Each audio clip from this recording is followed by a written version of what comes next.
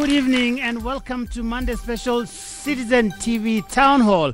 And tonight we are live from Daystar University and we are talking business. A new report by the World Bank says that Kenya has jumped 19 points, standing at number 61 right now in the ease of doing business ranking. That means that Kenya was number 80 last year. And the question we are asking tonight, is it really true? Who's feeling that jump? Is it easier to do business right now in this country? And tonight we have a panel, as always, that I'm going to introduce in a moment. But we also have an audience here that's going to help us get a real sense of what's really going on. So I'm going to introduce the panel tonight. And from the left, we have Nobby Macharia, who is the CEO of Micro and Small Enterprises Authority. That's the state corporation charged with the questions of making life easier for these enterprises. Welcome to the show, sir. Next, we have engineer Patrick Obat, who is from the Kenya Private Sector Alliance Foundation. He's also going to be telling us about that experience from the private sector. Some people are still from the big boys, but we'll see what happens with that. But last but not least, we have Victor Otieno, who is a consultant for SMEs, does a lot of consulting with the SMEs, but also runs several studies that attempts to figure out where we stand with this question. And so we will have an interesting discussion from the panel. But we will also have an audience, as you see already. And my colleague Patrick Igunza, mambo namna gani, siji wa Kenya wanasemaje kuhusu masuala haya? Fresh sana Bwana Joe, kama unavyoona hawa tu ni baadhi ya Wakenya ambao wameweza kupokea taarifa hii ya Kenya kupiga hatua katika masuala ya kurahisisha ufanyaji biashara humu nchini ama ulimwenguni, na watakuwa kituambia baadhi ya changamoto ambazo wanakabiliana nazo, sawa na baadhi ya masuala ambayo serikali inapaswa kufanya ili kuimarisha hata zaidi masuala ya biashara humu nchini. Lakini kabla waweze kuhojiana nasi, ningependa kufahamisha kuwa eneo la Eastleigh ni mojawapo tu ya eneo ambalo limezidi kupiga hatua katika masuala ya biashara, na baadhi ya wafanyabiashara katika eneo hili wanahisi kwamba kuna changamoto lukuki ambazo wanakabiliana nazo, na iwapo serikali huenda ikaja na kuwasaidia kwa kukabiliana na changamoto hizi, basi hali huenda ikawa bora hata zaidi. Faisal Ahmed ambaye ni mwanahabari wetu aliweza kuongea na baadhi yao na kutuandalia taarifa ifuatayo. Hebu tuisikize kabla ya kuendelea.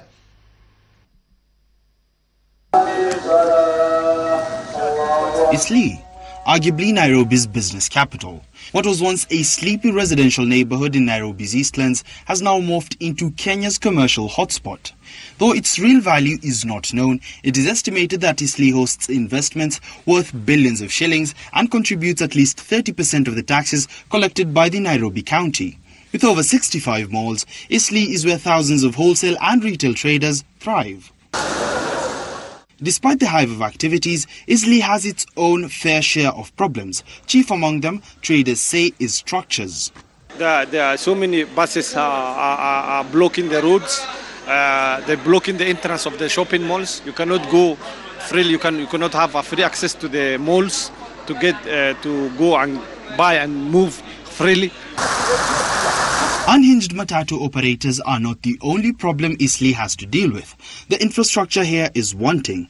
Despite the attempts by the national government to improve, the situation here is still bad, especially when it rains. We urge the government to appreciate and also put more money in infrastructure so that this place become much better and smoother to do businesses, because the businesses is growing up and so many people are planning to put their money here in Eastleigh. Sifa Ahmed, a shoes and clothes trader, says that despite the visible issues that they have to deal with, access to credit has been a major problem after the government introduced capping of interest rates, this affecting their businesses. Flow ya pesa saa iko chini sana. Hakuna flow ya pesa, hakuna pesa imeachiliwa nje. Kama ingeachiliwa biashara ingemalika, lakini saa hii hakuna pesa. The business people here feel that there is a lot more that the government needs to do, given the fact that they contribute a significant amount to both the national and county government. Ahmed Abdullahi was recently recognized by KRA as a diligent taxpayer, but he says there's more to be done by the government. People are workers. They work up to 6, 7, like that. if they know that there is an area with cheap commodities, affordable commodities, and it's open 24 hours, people will come. Even as the government is looking at ways of making it easier for foreign investors to come and set up businesses in Kenya, the business community in Eastleigh is asking the government to also look into the queries that they have so that they can also contribute into the economy holistically. Faisal Ahmed, Citizen TV.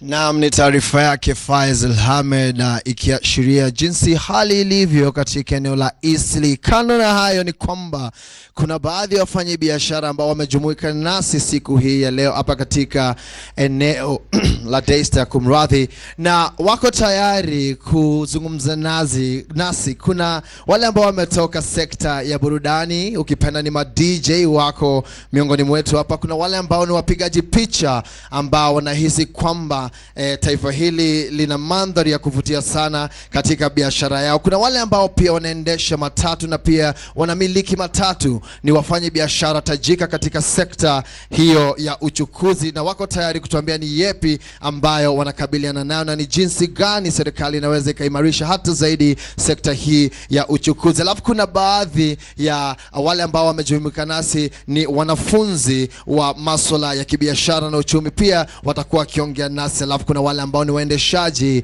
wa bodaboda, sekta ambayo inakuwa kwa kasi mno. Mmeona watu wa Eastleigh wakitoa hisia zao. I wonder, mko tayari nyinyi wenyewe kuzungumza na Wakenya? Mko tayari? Kama mko tayari tujipikie makofi.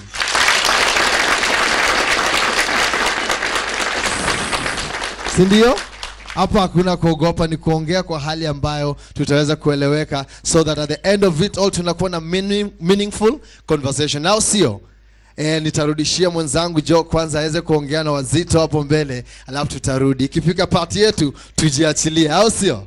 Kabisa watu wangu hapo. All right, thank you very much Patrick, and I'll start with you, Mr. Nobby Macharia. You are the CEO of Micro and Small Enterprises Authority. This is, I simply put it, the state corporation that is supposed to make life easier for small businesses in this country. Obviously there's a raft of functions there that you have, but listening to those people from Eastleigh speak, and it is coming just days when we are still basking in the excitement of this latest report from the World Bank. How does that make you feel? Do you think there is a disconnect? Do those people live in a different reality?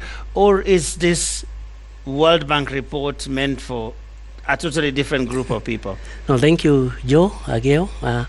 Again, my name is Nobby Macharia. I'm the acting CEO, not a substantive CEO. Maybe I'm wishing you better things, but yeah, thank please you. proceed. Yes, I think probably I need to tell the audience and our viewers that the Micro and Small Enterprise Authority was created by an Act of Parliament, number 55 of 2012, basically to provide the necessary support to MSCs, to help them start, grow, and of course sustainably. I have seen what the traders in Eastleigh are saying, and it is not really a disconnect. I think what they are telling us is there is a lot we need to do as Kenyans. There is a lot we need to do as an authority. There is a lot we need to do as government. But let's just draw that relationship for me between this report that says good things, that we've jumped from number 80 to number 61, and these people who are saying there is still much more to do. Just draw for me that relationship. Yeah, I think the ease of doing business, the way they structure it, they look at certain parameters every year, and they look at what has been done compared to maybe the last time they did that, and they see, is there any improvement? For example, if it is electricity, when you make an application to KPLC, for example, how long does it take? How long was it taking? They look at that. In terms of regulations, how many are there that touch on businesses? In terms of, say, business permits, how many are there that a shopkeeper or a trader, an entrepreneur needs to get now, and you compare maybe 4 or 5 years ago? Those are the things they look at. And of course, at the end of the day, I believe this is a step towards the right direction. we need to do more. There are areas like they have touched on infrastructure. That is an area. Yeah, so I'll come back and engage you a little bit more on the SME, micro and SMEs. And there's, of course, a good number of people here who know better than I do. But Engineer Obath, this report that came out, and we are all excited about it, it seems, as a country. What is it really about? Are your members at KEPSA celebrating like, wow, this is great, we are making good progress? Where do you see this from? I mean, if we look at the ease of doing business, it's a global indicator. It's not just about Kenya. And Kenya really started in 2015 to pay attention at the insistence of KEPSA that we really need to show that this is a good destination to invest in.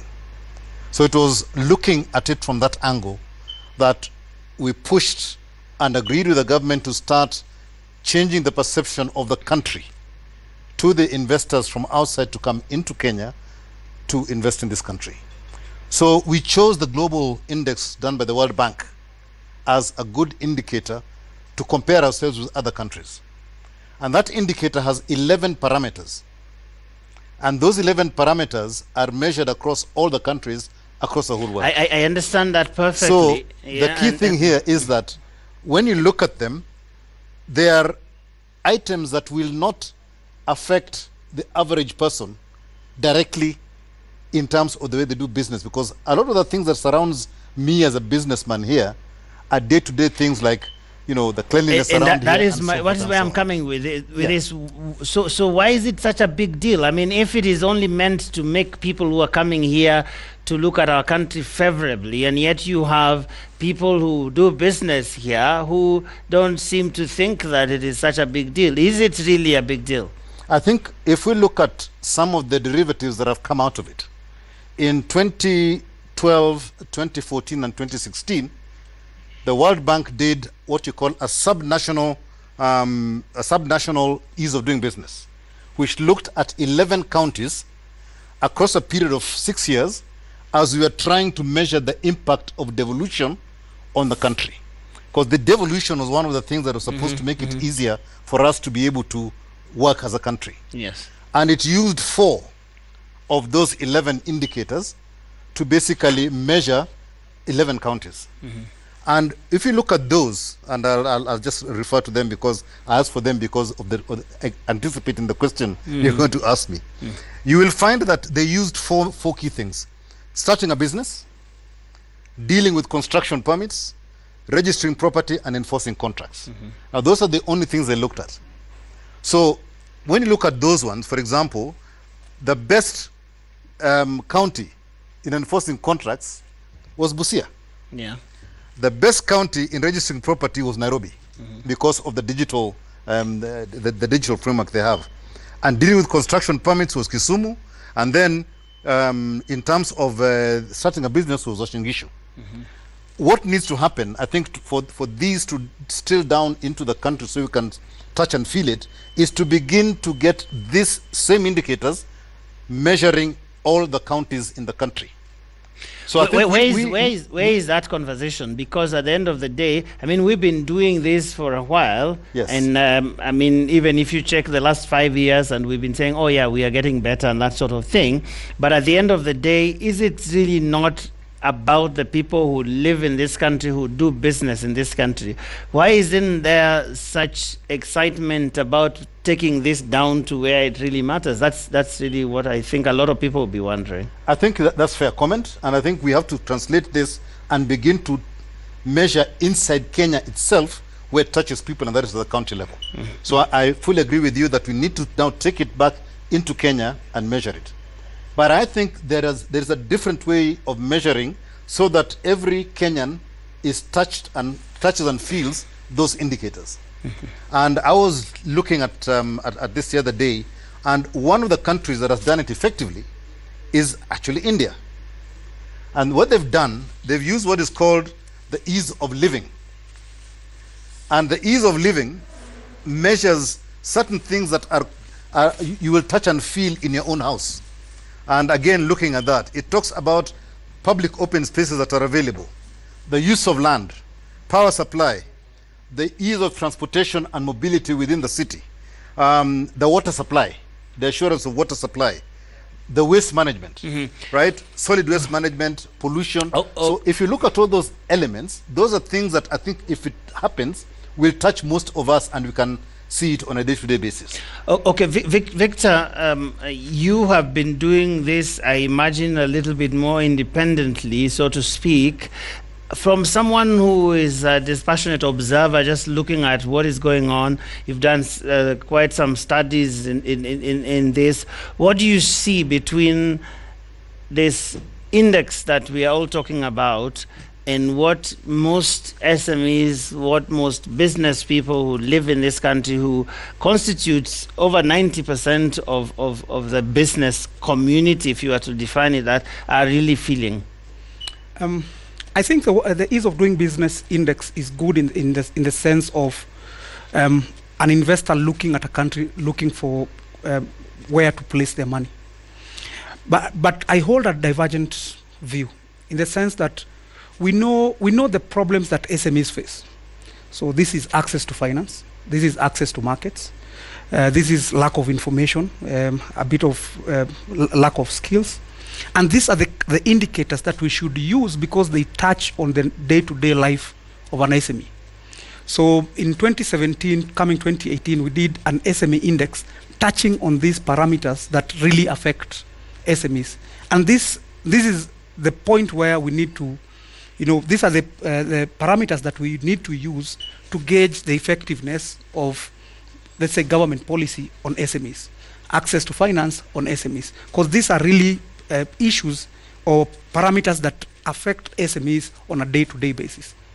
Yeah, so for me, I think we should develop our own index that we relate to it.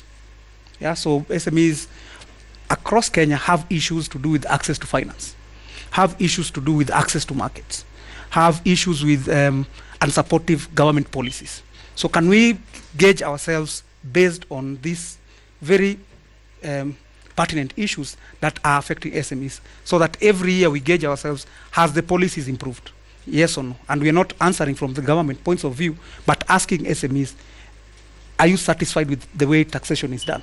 How can we improve? And using this data to now improve policy, or improve access to finance, or improve access to markets. And access to finance is an interesting thing that I think will form a good part of this conversation. But we want to throw this immediately to the audience just to get some initial thoughts.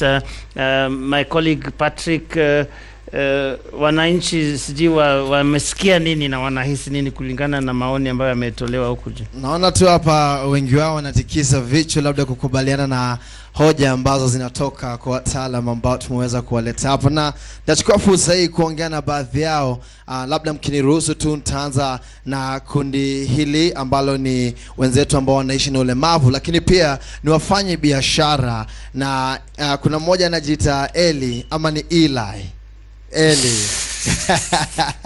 kabisa. Labda utueleze tu majina yako kamili, alafu swali lako ni lipi hususan inapofika masuala ya ufanyaji biashara humu nchini? Thank you very much, Patrick. Kulingana na mwalimu wako inaweza kuwa ni Eli ama Eli. Thank you very much. Now, swali langu la kwanza ni, it's a three-part question in terms of accessibility, physical accessibility. Ningetaka Bwana Macharia na pengine Victor kwa upande wa data na research atueleze pengine kama hako na data kama hiyo. First of all is accessibility. You tell this person who has a disability to do business and access the CBD. The transport system is completely inaccessible. We have very many circles, and I have not seen any circle that does have accessible means to bring this person who has a physical disability into the CBD or into any part of the country, or to make the keyword being ease of business. Secondly, it's the premises, the business premises, and basically the buildings. We have no accessibility. We look at the cabs, they have no ramps. The buildings themselves are like, for example, the City Hall Annex, it's completely inaccessible. And you want to go and renew that license, you cannot access the floor which has those facilities. So mine was that. Thank you. Shukran sana. Labda Joe tuweze kushughulikia swali hilo kabla ya kusonga mbele, na ni maswali tu yanayohusiana na miundombinu, hususan inapofika kwa watu wenye mahitaji specially kama ambao wanaishi na ulemavu. Labda Joe uongoze katika ku. Bwana Macharia, do you want to respond to that? And I think Engineer Obat will also have something to say. I mean, you have your friends own buildings in this town. Anyway, yes, let's start with you. Yeah, thank you. Thank you for that very important question. I think for Micro and Small Enterprise Authority, one of the functions that we exist to do is to provide that conducive working environment. And for the information of the audience and the viewers is that we do a lot of infrastructure. We have work sites in all the counties. Recently, we also got what we call constituency industrial development centers. They were built during the economic stimulus as an economic stimulus project during the 2008 2000 when we had just the post-election violence. And what I want to assure you is that for us, in all our work sites, one of the things we've been doing is, for example, to create ramps in all our work sites. We have a work site, for example, in run by the authority at Kariobangi. If you are to access that, we have ramps for you. So at least we are doing something. Whenever now we are constructing any sheds, that is part of the design in the whatever. So at least we are doing something to recognize that our brothers need support. Engineer Patrick, you have anything to tell Ele? Yeah, I think the comments are absolutely correct. There is a paucity of places where you have unlimited or no good access for people with different abilities, not only for people using wheelchairs, blind people, what have you, and everything else. In terms of access, there's a lot of places that do not have those provisions. They are actually required by law, and also for all employers in this country, in accordance with the labor laws, you should actually make those facilities available in the places of employment. Most of the members of KEPSA actually do have taken that into consideration. The quality of delivery is not the best, in my view. People have put them in as token things that they put in there, but they're not good quality. And I think just as we progress, the law is there, people are beginning to comply, but we need to drive compliance with the right quality. So I think that conversation is one that we need to have in terms of a private sector to ensure that all the places of work and all the people who employ have those facilities. And then the last one, I think transport, public transport is a big one. And with the changes that are happening now with the Michuki rules and everything else, that should be added. And I think we will take that as a point to say that there needs to be provision, right, within the tax bracket for actually saying that you need to have 50 buses or something like that that run the different routes, and they'll be available at certain times and so forth. I don't think it is too difficult to implement. And once that is done, then at least there is knowledge that if I'm there at 11 o'clock at this stage, I can get transport.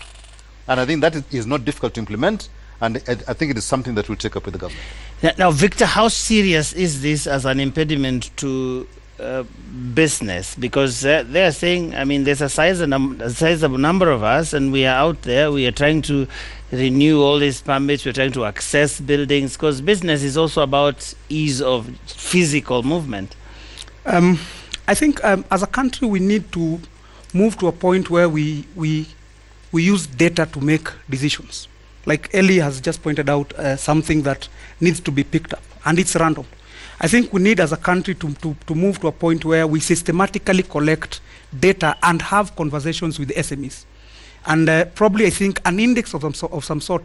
One, I think we really don't understand the SME sector, the micro, small, medium enterprises. And if you look at even the solutions that are given out are very blanket solutions because we don't really understand this particular sector. And for me, I think the first point would be, can we be able to really understand and define for ourselves who SMEs are? Like we have micro businesses. So as things stand now, is that guy who runs a kiosk somewhere in the estate where people buy milk every morning, where do they fall? Like I said, we need to define for ourselves who SMEs are, because it's a term that we just throw around. It's just a buzzword that we use.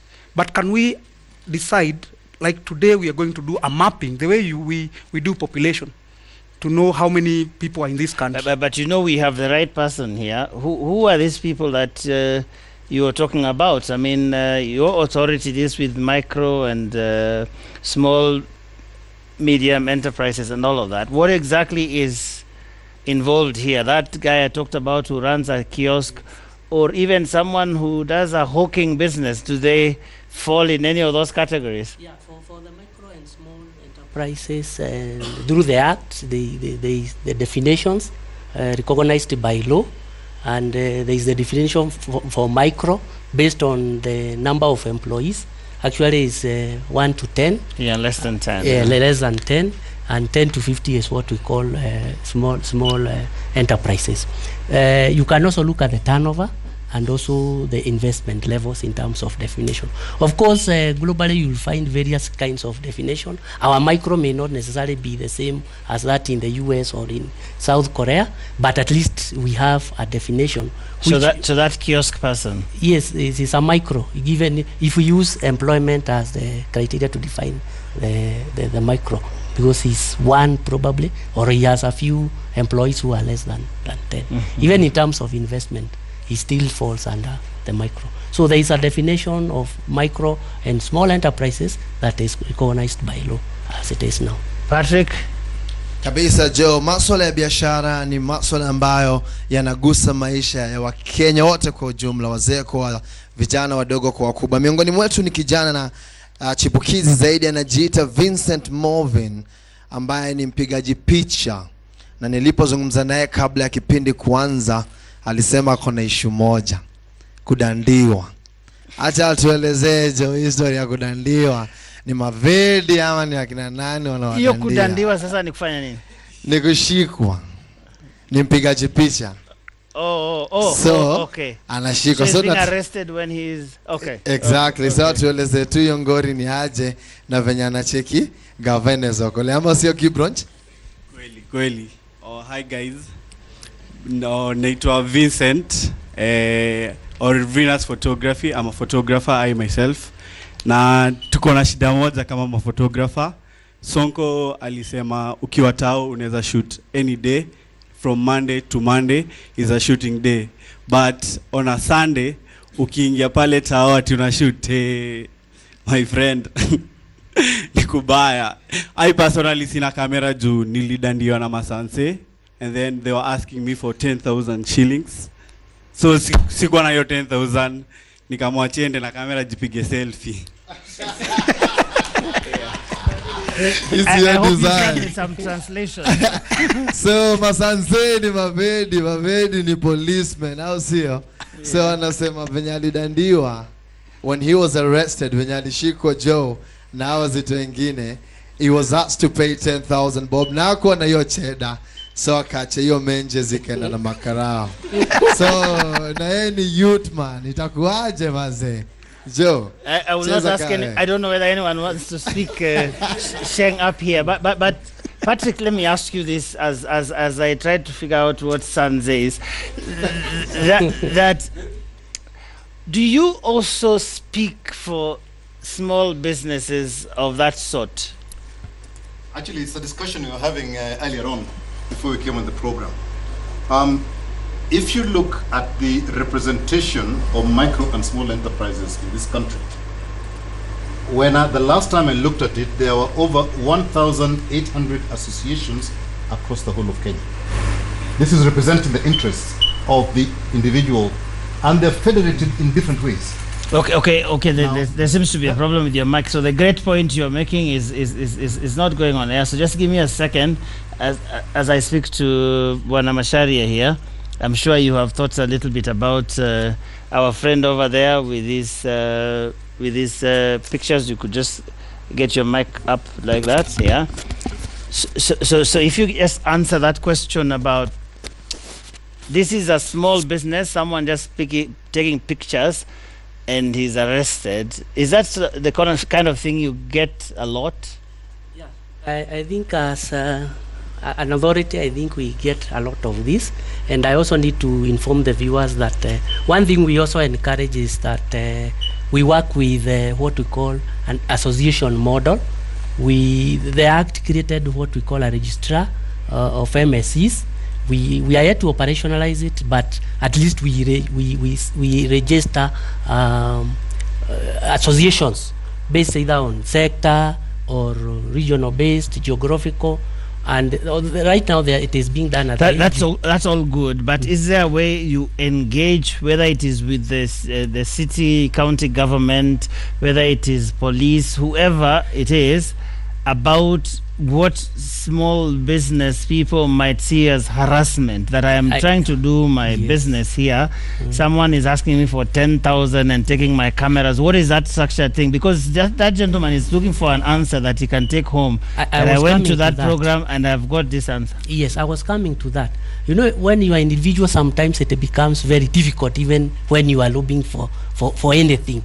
So we encourage, if it's the gentleman there, a young man there with a lot of energy, if they came together probably as photographers and they registered as an association, it becomes very easy to lobby, to do advocacy. And even in terms of interventions that anybody, whether it's KEPSA or the authority, it becomes easier to give any intervention or to lobby the county government or any other government agency when it is an association. Sometimes it's very difficult when you are dealing with individual cases, but still that does not mean he's not supposed to do business. So he still needs to be supported. As an enterprise. Engineer Obat, you are making a great point. Sorry about the microphone. I was asking whether that gentleman can hope in you at all, because KEPSA is seen as a club of the big boys. You talk about interest rates, you talk about manufacturing and all this sort of thing. Yeah, and as I was saying, we discussed that before we came in. In 2009 and 2010, 2011, before the Act came into place, the MSC Act, we had gone through a process of trying to federate 1,800 informal sector associations to have a voice. And that kind of thing was exactly why we tried to do this thing. Na wakati huo kulikuwa na watu ambao walikuwa watu wa biashara duka ndogo ndogo, walikuwa wanavamiwa Ijumaa saa 9 na askari wa council. Wanaenda kwa maduka wanasema hii license yenu haifai. Alafu wanataka kuchukua wenyewe, waende wawekwe ndani kuanzia Ijumaa hadi Jumatatu, ndio watatolewa wapi? Waende kwenye koti. Ikabidi hao jamaa watoe kitu kidogo ndio waachiliwe. So what happened at that time? They actually came to us, a lot of the traders in industrial area and in town, and complained to us as KEPSA. We said, okay, the day it happens, tell us the time and read the number of the person. And that is exactly what we did. We went back to the council and said, your people are harassing our people without any good reason. If they should do it, let them do it on Monday, not on Friday. Even if that's a good reason. Hata kama ni haki yao kufanya hivyo, afadhali wafanye siku gani? Jumatatu, si Ijumaa. And it changed. So, and then they stopped harassing people, but they came with legitimate reasons. So what should that gentleman do? The reason I'm giving that long-winded story, the people, the micro and small enterprises in this country need to federate properly. The process started, but unfortunately, na hii ni ukweli, wale ambao walikuwa wasimamizi wenye hivyo vyama, wao kazi yao kwa wasimamizi ilikuwa kutafuta pesa, waende kwenye hii kitu inaitwa benchmarking, badala ya kuangalia maslaha ya wale ambao walikuwa members wao. So it actually fell by the wayside because the officials of those organizations were not interested in federating, they're more interested in so you are saying they should push to come together. They should push to come together, get good officials, and eventually also align the sectors. Kama ni street traders, si wakwe wa Nairobi peke yake, wawe wa Nairobi, wa Mombasa, wa Nakuru, wote wawe pamoja. Alafu waunganisha yale maneno yao yote, alafu inaweza kutokea mara moja. So kama ni harassment in Mombasa, in Nairobi, zote tujue kwamba kila county ina hiyo tabu. Alafu tunaweza kwenda kwa county governors, kwenye county governors tunasema hawa watu wameleta haya malalamiko, na hao wengine wameleta haya malalamiko. So in fact, if you federate and be able to bring those issues, it is much easier to sort them out. Lakini when you go like an individual, exactly what happens to you has to happen, because hauna mahali pa kwenda. kutokea hapo. So I think it's important. Okay. Victor, you are looking at me in a manner likely to suggest that you have a different view. True. I think we need to appreciate the importance of SMEs. We know that 98% of all registered businesses are SMEs. Over 30% of the population in Kenya is employed by SMEs. SMEs contribute to 3% of GDP. So this is a significant sector that we need to really and seriously look at. And I agree with the idea of SMEs need to aggregate together to form an independent association, not under KEPSA, not under CAM. Based on the numbers alone, we need to have an independent association for SMEs. That's on one part. Two is government needs to realize that it's there to provide services to this sector. So it means that it needs, like someone was just saying, for me to start manufacturing, I need almost over 10 licenses. So I need to move from one department to the next, just looking to set up a small shop. So if government is providing services, it means that it needs to apply what we call design thinking. Design thinking is a business principle where I ensure I put my act together so that the customer experience is seamless. Who are the customers? The customers are SMEs. So it means that even government needs to have a specific either ministry or whatever that specifically deals with SMEs. So that if I'm coming, I'll get KEBS, I'll get KRA, I'll get all the certifications I need in one office instead of moving from one office just looking for just to start my business. Are you saying that currently they are not taken seriously in your view? I think if you look at the frustrations that we're having and you know it's every year we're having the same issues, it means that we've not really solved the root cause of the challenges that SMEs are facing. Okay. Patrick. Ni masuala mazito hayo na bado ni mdahalo mzima unaohusiana na masuala ya kufanya biashara humu nchini. Itabidi tuchukue mapumziko kidogo, lakini usiende mbali, maana atakaporejea basi itakuwa tukichukua maswali zaidi kutoka kwa wageni hao ambao wamekuja na wako tayari kuhakikisha kwamba tunafanya kile ambacho kitafurahisha mioyo yao na pia kuimarisha uchumi wetu na kusongesha Kenya mbele.